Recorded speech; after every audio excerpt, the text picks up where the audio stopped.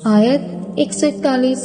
اور وہی ہے جس نے باغات پیدا کیے، کچھ چھپے ہوئے اور کچھ بغیر چھپے ہوئے، اور کھجور کے درخت اور کھیتی جو مختلف قسم کے پھل دیتی ہے، اور زیتون اور انار، کچھ ایک جیسے اور کچھ مختلف۔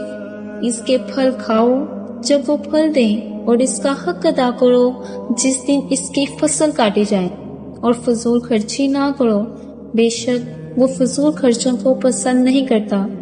اس آیت میں اللہ تعالیٰ اپنی قدرت اور نعمتوں کا ذکر فرما رہا ہے کہ وہی ہے جس نے تمہارے لیے باغات پیدا کیے، کچھ بیلوں والے جنہیں سہارے کی ضرورت ہوتی ہے، اور کچھ بغیر سہارے کے جیسے درخت یا جھاڑیاں۔ اسی نے کھجور کے درخت اور مختلف اقسام کی کھیتیاں پیدا کیں، جن کے پھل الگ الگ ذائقے، خوشبو اور رنگ رکھتے ہیں، حالانکہ وہ سب ایک ہی پانی سے سیراب ہوتے ہیں اور ایک ہی زمین سے نکلتے ہیں۔ اس سے اللہ کی قدرت اور حکمت ظاہر ہوتی ہے۔ پھر فرمایا کہ جب یہ فصلیں اور پھل تیار ہوں تو انہیں کھاؤ، لیکن ان کا حق بھی ادا کرو، یعنی جب تم فصل کاٹو تو اس دن محتاجوں، مسکینوں یا مستحقین کو ان کا حصہ دو۔ بعض مفسرین نے اس حق سے مراد عشر یا زکوٰۃ لیا ہے، اور بعض کے نزدیک عمومی صدقہ مراد ہے، کیونکہ یہ آیت مکہ میں نازل ہوئی اور اس وقت زکوٰۃ فرض نہیں ہوئی تھی۔ اس کے بعد فضول خرچی سے سختی سے منع فرمایا، خواہ وہ کھانے میں ہو یا خیرات میں، کیونکہ اللہ تعالیٰ فضول خرچ کرنے والوں کو پسند نہیں کرتا۔ اس میں ایک توازن سکھایا گیا ہے کہ اللہ کی نعمتوں سے فائدہ بھی اٹھاؤ، ان کا حق بھی ادا کرو، مگر فضول خرچی نہ کرو۔ آیت 142۔ اور چوپایوں میں سے بعض ایسے ہیں جو بوجھ اٹھانے والے ہیں، اور بعض ایسے ہیں جو زمین پر بچھانے یعنی چھوٹے قد کے ہیں۔ کھاؤ ان چیزوں میں سے جو اللہ نے تمہیں عطا کی ہے، اور شیطان کے قدموں کی پیروی نہ کرو، بے شک وہ تمہارا کھلا دشمن ہے۔ اس آیت میں اللہ تعالیٰ چوپایوں جانوروں کی مختلف اقسام اور ان سے حاصل ہونے والے فوائد کا ذکر فرما رہا ہے۔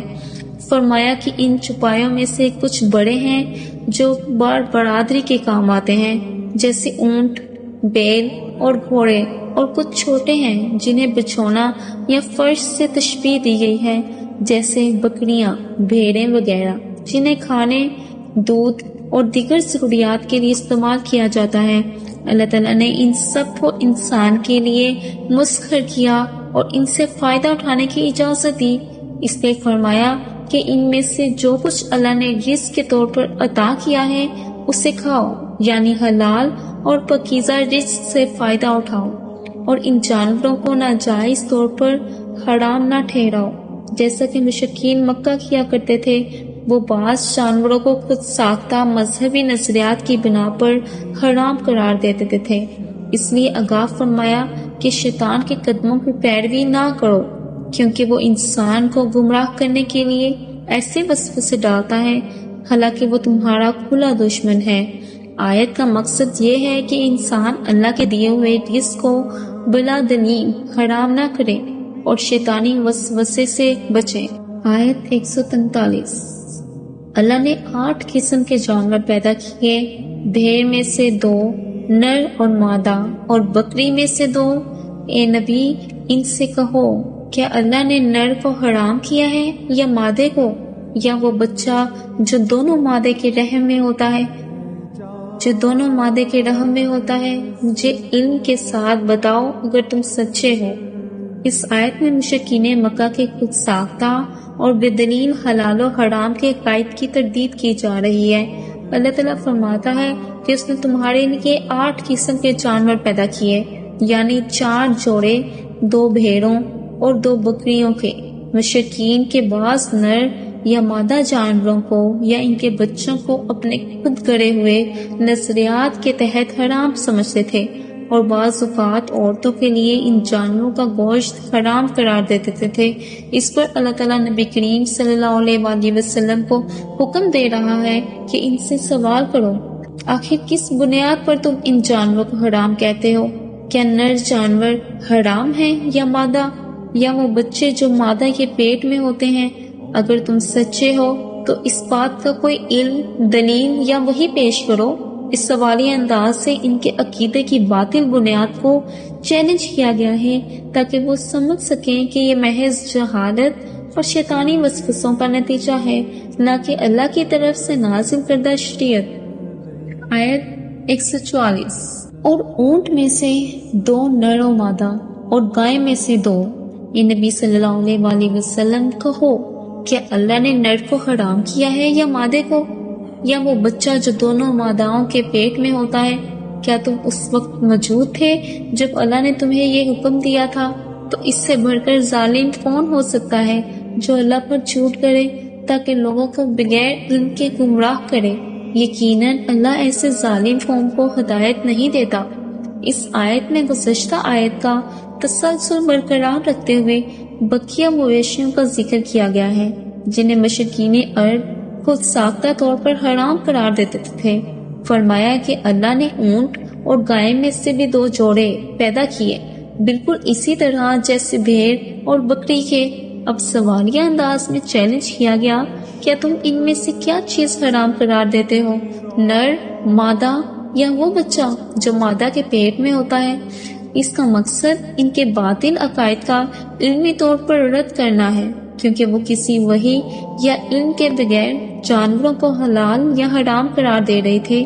پھر سخت انداز میں فرمایا کہ کیا تم اس وقت موجود تھے جب اللہ نے یہ حکم دیا تھا، یعنی جب تمہارے پاس کوئی الہامی کتاب یا وحی نہیں تو اللہ کی طرف جھوٹ کیسے منسوخ کرتے ہو؟ اور پھر واضح کر دیا کہ جو لوگ اللہ پر جھوٹ باندھتے ہیں تاکہ دوسروں کو گمراہ کریں وہ سب سے زیادہ ظالم ہیں، اور اللہ اس سے ظالموں کو ہدایت نہیں دیتا۔ اس میں یہ تنبیہ بھی ہے کہ دین میں حلال و حرام کے فیصلے اللہ کا اختیار ہے، بندے کو اس میں مداخلت کا کوئی حق نہیں۔ آیت 145۔ اے نبی کہہ دو، جو وہی میرے پاس آئی ہے میں اس میں کسی کھانے والے کے لیے کوئی چیز حرام نہیں پاتا سوائے اس کے کہ وہ مردار ہو یا بہا ہوا خون ہو یا سور کا گوشت ہو، کیونکہ وہ ناپاک ہے، یا وہ جانور جو فسق کا کام ہو یعنی اللہ کے سوا کسی اور کے نام پر ذبح کیا گیا ہو۔ پھر جو شخص مجبوری کی حالت میں انہیں کھا لے بغیر اس کے کہ وہ نافرمانی کرے یا حد سے بڑھے، تو یقیناً تمہارا رب بخشنے والا مہربان ہے۔ اس آیت میں اللہ تعالیٰ واضح انداز میں بیان فرما رہا ہے کہ کون سی چیزیں شریعت اسلام میں واقعی حرام ہے، تاکہ مشرکین کے خود ساختہ حرام و حلال کے جھوٹے دعووں کی تردید ہو۔ نبی کریم صلی اللہ علیہ وآلہ وسلم کو حکم دیا گیا کہ اعلان کریں، اللہ کی طرف سے جو وحی مجھے ملی ہے اس میں صرف چند ہی چیزیں حرام قرار دی گئی ہیں۔ مردار یعنی وہ جانور جو بغیر ذبح کیے مر جائے، بہا ہوا خون یعنی وہ خون جو ذبح کے وقت نکلتا ہے، سور کا گوشت کیونکہ وہ ناپاک ہے، اور وہ جانور جو اللہ کے سوا کسی اور کے نام پر ذبح کیا جائے جیسے بتوں یا اوڑیا کے نام پر، جو کہ شرک اور فسق ہے۔ یہ سب چیزیں کھانا ممنوع ہے، مگر اگر انسان شدید مجبوری مثلاً بھوک سے مرنے کے اندیشے میں ہو اور نہ ہی وہ حد سے تجاوز کرے اور نہ ہی کسی گناہ کی نیت سے کھائے تو اللہ تعالیٰ معاف کرنے والا اور رحم فرمانے والا ہے۔ یہ آیت اس بات کی دلیل ہے کہ حلال و حرام کا اختیار صرف اللہ کے پاس ہے اور شریعت کے اصول واضح اور آسان ہیں۔ اس میں رحمت اور آسانی بھی ہے کہ مجبوری کی حالت میں ممنوع چیزیں بھی جائز ہو سکتی ہیں، بشرط یہ کہ نیت فساد کی نہ ہو۔